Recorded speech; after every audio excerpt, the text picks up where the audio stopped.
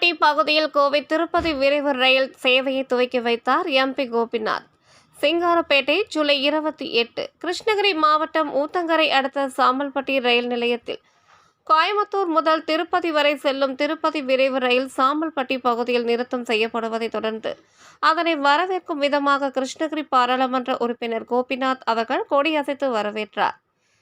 இந்த நிகழ்வில் காங்கிரஸ் கட்சியை சேர்ந்த மாநில செயலாளர் KS ஆறுமுகம், ராஜகுமாரவேல், ஏகாம்பவனன், கிருஷ்ணமூர்த்தி, ரெகமத், JC துரை, திம்மப்பா, ரகு, வட்டார தலைவர்கள் தனஜயன், திருமால், ரவி, நாகராஜ், பூக்கடை மகி, சொக்கலிங்கம், சாதிக் பாய், மகேந்திரன், கணபதி, மனோகரன், சிவலிங்கம், திமுக வடக்கு ஒன்றிய செயலாளர் குமரேசன், நரசிம்மன், வெங்கடேசன், சந்திரன், லயோலா, ராஜசேகர், முன்னாள் MLA கிருஷ்ணமூர்த்தி, விடுதலை சிறுத்தைகள் கட்சி தொகுதி செயலாளர் சங்க தமிழ் சரவணன், தொழிலதிபர் பழனிசாமி உள்ளிட்ட 200க்கும் மேற்பட்ட நிர்வாகிகள் பங்கேற்றனர்.